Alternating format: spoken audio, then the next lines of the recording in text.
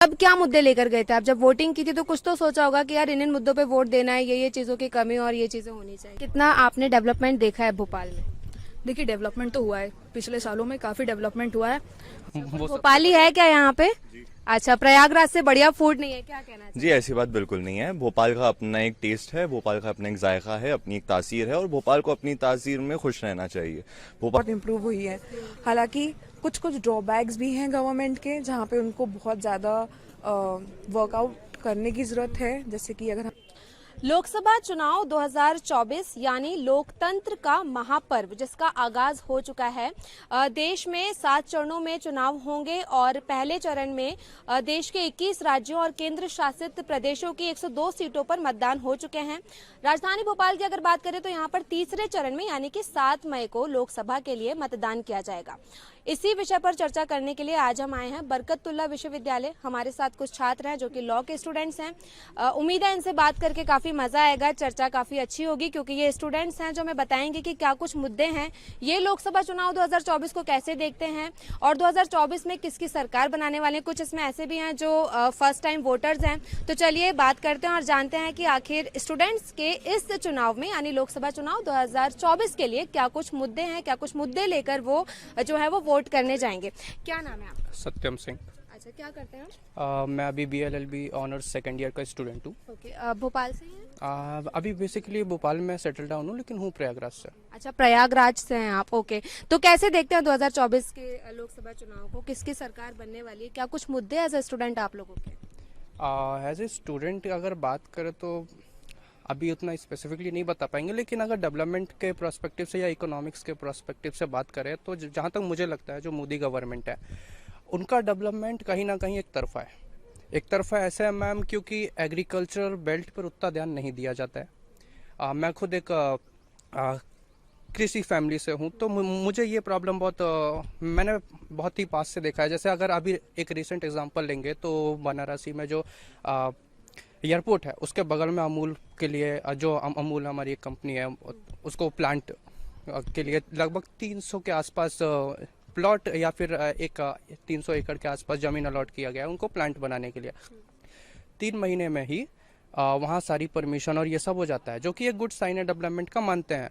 लेकिन वो black soil rich land थी, वो कॉटन के लिए बहुत यूज़फुल है। तो मुझे ऐसा लगता है कि ये डेवलपमेंट प्रोजेक्ट वहाँ ना होकर किसी ऐसे जगह होना चाहिए था जहाँ जो पथरीली हो। तो वहाँ पे कहीं ना कहीं ऐसा होता तो बहुत अच्छा होता, क्योंकि वो भी हमारे शहरों से कनेक्ट कर पाते हैं, वहाँ भी ट्रांसपोर्टेशन कम्युनिकेशन ये सब बढ़ता। इस पर उनको काम करना चाहिए। भोपाल है कितना टाइम? लगभग 12-13 साल। 12-13 साल। तो भोपाल में आपने कितना डेवलपमेंट देखा है, कितनी जरूरत है और विकास? हाँ, भोपाल में अगर मटेरियलिस्टिक की बात करें, मटेरियलिस्टिक डेवलपमेंट की, तो बहुत ज़्यादा हो चुका है, हो रहा है जो होना चाहिए। लेकिन अगेन यहाँ पे जो एग्रीकल्चर बेल्ट है वो सब फिर से बर्बाद हो रहे हैं। जैसे अभी आप कोलार डैम साइड जाएंगे तो वो बहुत ही ज़्यादा एग्रीकल्चर के लिए जाने जाते हैं। वहाँ पे बड़े बड़े बिल्डर्स आ चुके हैं। तो मोस्टली जो स्टूडेंट्स बाहर से आते हैं, आप प्रयागराज से हैं, तो वो बहुत जल्दी जज करते हैं भोपाल में ये नहीं है, वो नहीं है, ये होना चाहिए। फूड को लेके काफी सारी बातें होती हैं। आपको क्या लगता है, आप अपने शहर से अगर कंपैरिजन करते हैं तो कैसे देखते हैं?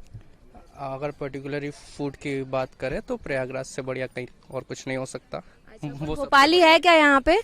अच्छा, प्रयागराज से बढ़िया फूड नहीं है, क्या कहना चाहिए? जी, ऐसी बात बिल्कुल नहीं है। भोपाल का अपना एक टेस्ट है, भोपाल का अपना एक जायका है, अपनी एक तासीर है और भोपाल को अपनी तासीर में खुश रहना चाहिए। भोपाल की अपनी तासीर का अपना अंदाज है। हमारे यहाँ के पान बहुत अच्छे हैं, हमारे सिटी में जाइए तो उसका एक अलग भोपाली तरीका है खाना बनाने का, उस पर रहना चाहिए। हालांकि बात आई लोकसभा के चुनावों की, तो आजकल ताज़ा वो भी है क्योंकि खाने की बात कर रहे हैं हम। प्रेस इंटरेस्ट ब्यूरो की एक रिपोर्ट है जिसमें उन्होंने पिछले 10 सालों में जो मोदी गवर्नमेंट है उस पर एक बहुत अच्छी एनालिसिस की है। हमने देखा है, जैसे अभी बात निकली थी कृषि प्रधान की, हमारा भारत कृषि प्रधान देश है, लेकिन इसमें क्या सब्सिडीज नहीं दी गई थी? पेस्टिसाइड्स के लिए सब्सिडी दी गई है, भत्ता दिया गया है किसानों को, और खासकर जो एग्रीकल्चर बेस्ड इकोनॉमी बनी है उनको फैलाने के लिए जो एक फार्मर सेंट्रिक पॉलिसी का गठन हुआ है उस पर भी ध्यान देने की जरूरत है। देखिए, कोई भी सरकार अगर कोई इंस्टीट्यूशनलाइज पॉलिसी लेकर आती है तो उसके बीच में बहुत सारी चीजें लगती हैं। एक बहुत पॉलिसी मेकिंग प्रोसेस रहता है और उसके देख एक एक करते हुए आती है। कुछ टाइम हो चुका है। पिछले 70 सालों में जो नहीं हुआ था वो इन 10 सालों में होने जा रहा है। इसके अलावा अगर हम इंटरनेशनल पॉलिसी को देखें तो हम देखते हैं कि आज हमारा देश डिप्लोमेटिकली उन सभी देशों के साथ कंधे से कंधा मिला के खड़ा है जो दुनिया में एक मापदंड पर आते हैं।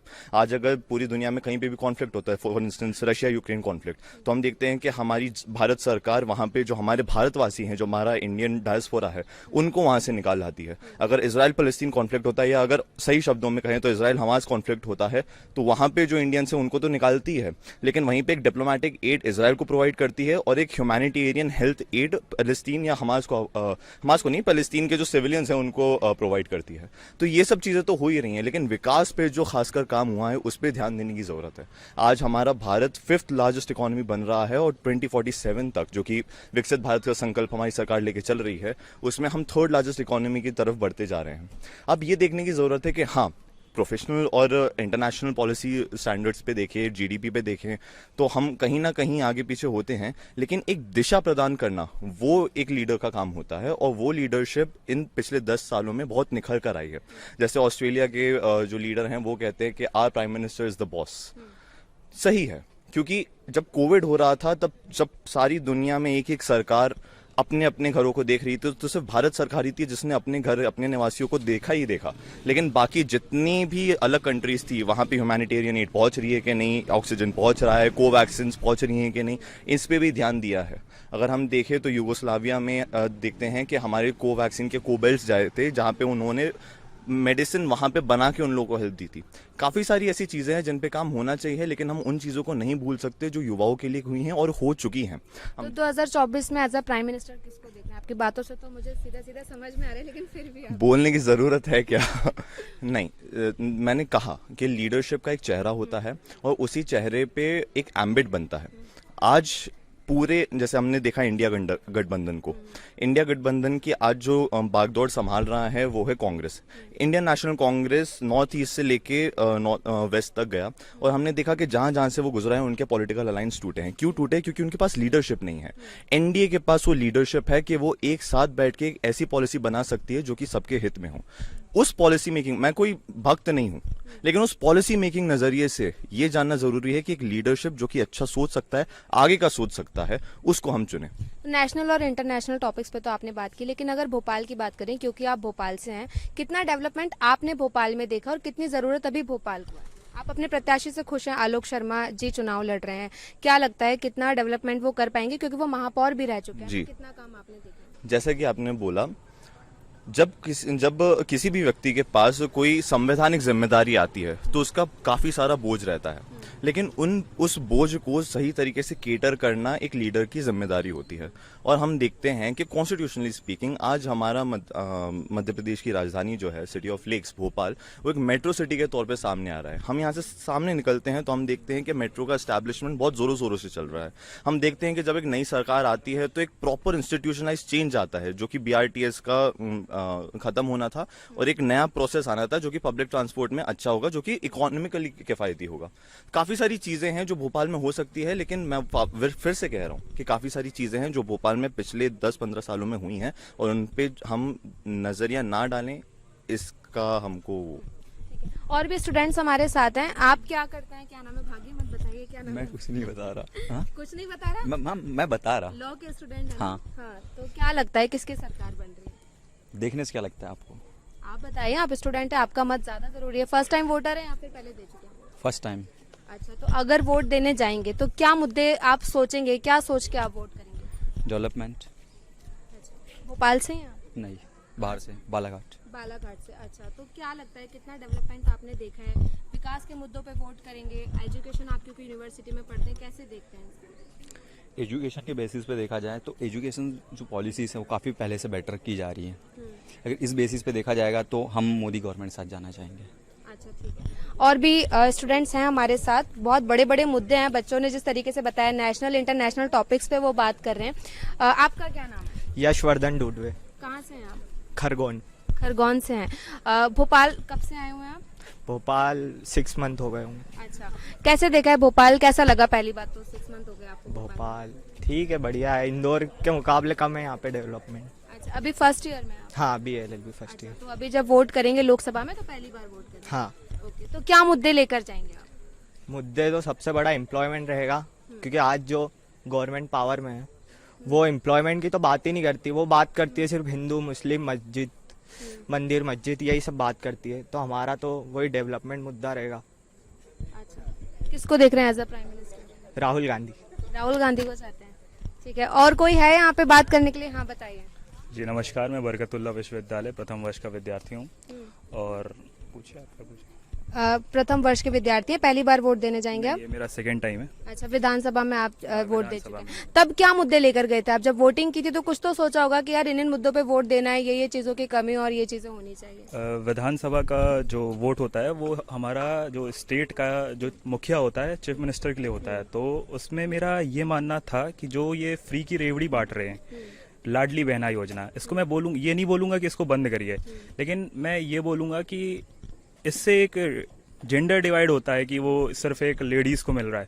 तो गवर्नमेंट को ये करना चाहिए कि इसमें इकोनॉमिक एक्टिविटीज इन्वॉल्व करनी चाहिए। मतलब उनको पैसे दो, 1200 नहीं तुम 1500 दो, लेकिन कुछ उनको ऐसा काम दो कि वो कुछ करें, उनको भी सेटिस्फेक्शन हो कि ये हम कर रहे हैं, उसके बदले हमें ये मिल रहा है। और अब लोकसभा है, लोकसभा चुनाव के लिए क्या? लोकसभा के लिए मैं यही बोलूंगा कि जो वन नेशन वन इलेक्शन है वो जल्दी से जल्दी इम्प्लीमेंट हो। और जो बीजेपी ने तो अपने मैनिफेस्टो में वन नेशन वन इलेक्शन की बात बिल्कुल, और आगे का आप समझ सकती हैं मैं क्या बोलना चाहता हूँ, वो इम्प्लीमेंट हो और उससे जो खर्चा बचेगा चुनाव का, उससे लोन रिपेमेंट हो, उससे देश की आर्थिक स्थिति सुधरेगी। और भोपाल से हैं आप? नहीं, मैं सतना से हूँ। सतना से। सतना और भोपाल, जब आप आए सतना से, क्या कुछ मुद्दे वहाँ के हैं? क्योंकि वो भी जानना जरूरी है, क्योंकि ये लोकसभा का चुनाव है, तो उस पर भी आप चर्चा कर सकते हैं। कैसे देखते हैं आप, अगर अपने सतना की आप बात करेंगे तो? सतना में तो ठीक है, डेवलपमेंट होते आया है, लेकिन मैं उस पर ज़्यादा कुछ चर्चा नहीं करना चाहूँगा। और सतना और भोपाल की यदि अपन डिफरेंस देखते हैं तो भोपाल मध्य प्रदेश की राजधानी है और सतना एक छोटा जिला है, लेकिन जिला होने पे भी वो काफ़ी पहले से काफ़ी ज़्यादा उन्नति में है और होना चाहिए। ठीक है, आप क्या करते हैं? आप नमस्ते, मेरा नाम मानवादित्य सिंह है। मैं बरकतुल्लाह विश्वविद्यालय BLLB सेकेंड ईयर का छात्र हूँ। भोपाल से हैं? हाँ, नहीं, मैं सतना से हूँ। अच्छा, आप भी सतना से? हाँ, हाँ। Very good. बताइए क्या कुछ मुद्दे हैं लोकसभा चुनाव? जैसे कि आप इस बार का हमारा बीजेपी का मैनिफेस्टो देख सकते हैं कि UCC और वन नेशन वन इलेक्शन की बात हुई है। और आपका जो है फ्री इलेक्ट्रिसिटी है, 800 मिलियन पुअर्स के लिए हाउसिंग फैसिलिटीज़ है, और बहुत सारी चीज़ें ट्राइबल एरियाज़ के लिए भी करी जा रही हैं। मतलब काफ़ी स्कीम्स है ट्राइबल वुमेन के लिए, और जैसे कि सीनियर सिटीजन्स के लिए भी बहुत सारी चीज़ें हैं, यूथ्स के लिए भी हैं। जैसे यूथ्स के लिए अभी जो मैनिफेस्टो है उसमें ये दिया हुआ है कि लॉज अगेंस्ट पेपर लीक्स, जो कि एक बहुत बड़ा मुद्दा है। तो मेरे ख्याल से जो बीजेपी है उसका काम अभी तक तो बहुत सही रहा है।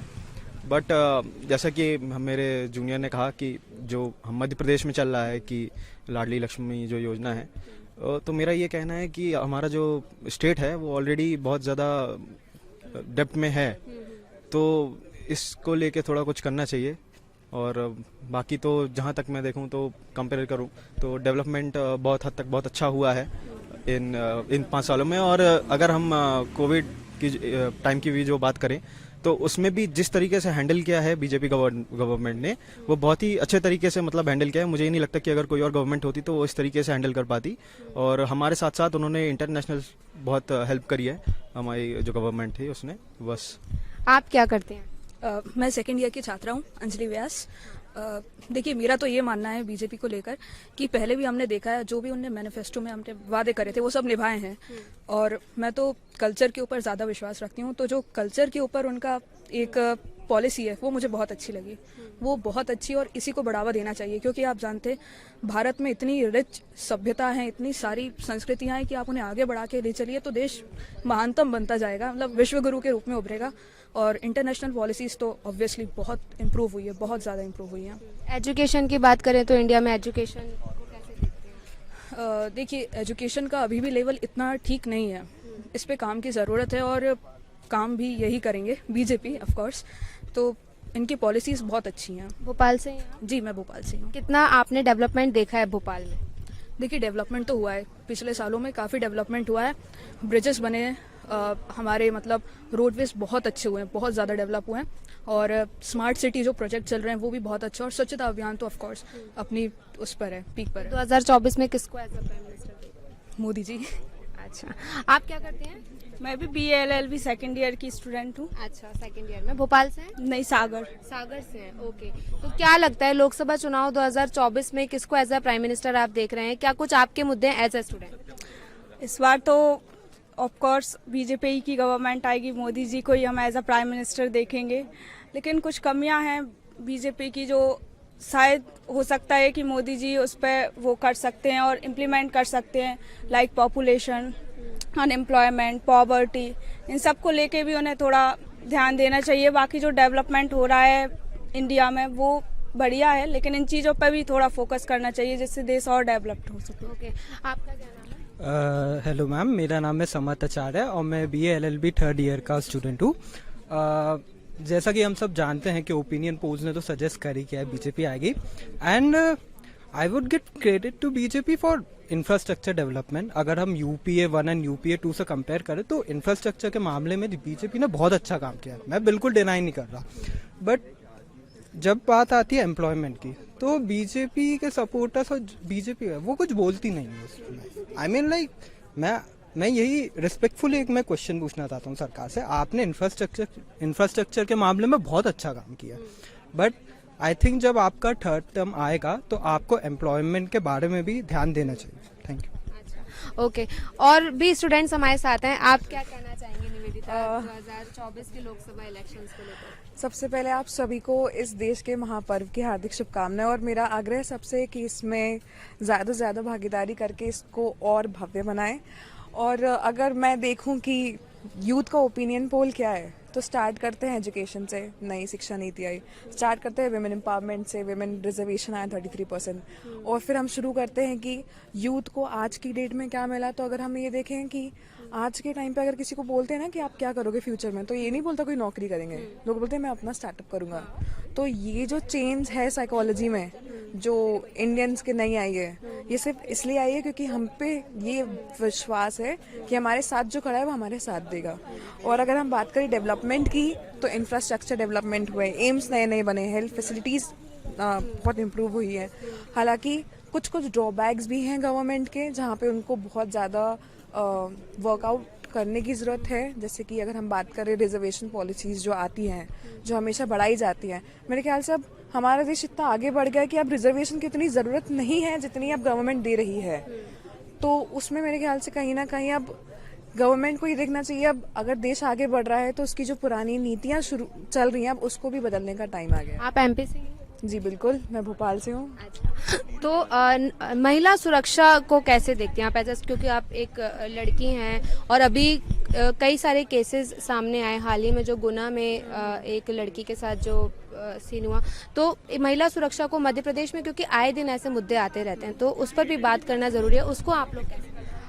मैम, पहली चीज़ तो हमें समझना है कि जब पुराने टाइम पे जब हम बात करें 2000s की या 2005-7 उस टाइम पे रिपोर्टिंग्स नहीं होती थी, क्योंकि उस टाइम पे ये था कि हम जाएंगे तो हमारा हो सकता है नाम खराब हो या हमारे नाम का लोग दुरुपयोग करें। पर आज के टाइम पे ये स्थिति है कि किसी भी महिला को ये विश्वास है कि अगर मैं आज न्याय के समक्ष जाती हूँ तो मुझे न्याय मिलने की गारंटी जो है वो मुझे मिल रही है। तो इसलिए महिलाएं आगे आ रही है जिनके खिलाफ जिनका शोषण हुआ है वो रिपोर्टिंग करवा रही है। उस रिपोर्टिंग से ही तो हमें पता चल रहा है। अगर मान लीजिए अगर जैसे कि पहले अगर हमें लॉ का डर होता है, पुलिस का डर होता है तो कोई आगे नहीं आता। तो हमें इसको एज अ पॉजिटिव एक्सपेक्ट भी देखना चाहिए कि अगर लोगों के पास न्याय मिल रहा है तभी तो लोग आ रहे हैं वहाँ पे। और जो हम दूसरी बात कर रहे हैं कि हाँ, क्राइम डेफिनेटली बढ़े हैं पर क्राइम को रोकने के तरीके भी बहुत बड़े हैं। भोपाल में वुमेन सेफ्टी को कैसे देखते हैं? भोपाल में तो सेफ्टी है, वुमेन्स की सेफ्टी है।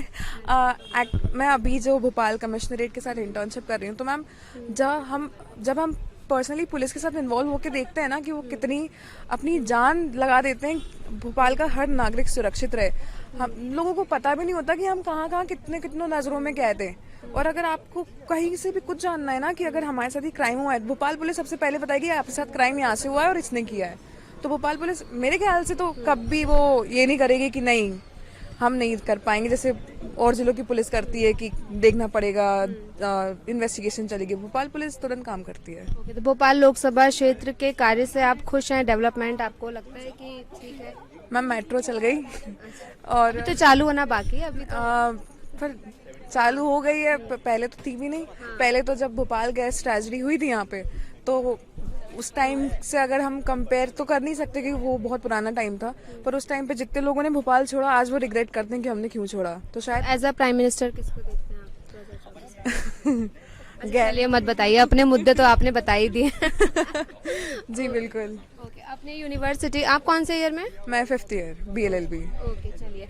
तो ये थे बरकतुल्लाह विश्वविद्यालय के कुछ छात्र जिनसे हमने चुनावों पे चर्चा की और उन्होंने बताया कि उनके क्या कुछ मुद्दे हैं। जब वो वोट करने जाएंगे तो तमाम मुद्दे वो लेकर जाएंगे, सभी पर हमने सार्थक चर्चा की। लेकिन आपकी इस चुनाव पे 2024 के लोकसभा चुनाव पे क्या कुछ राय है, आप कैसे देखते हैं, आपके क्या कुछ मुद्दे, हमें कॉमेंट करके बताइए। और वीडियो अच्छा लगा तो लाइक और शेयर भी कीजिए।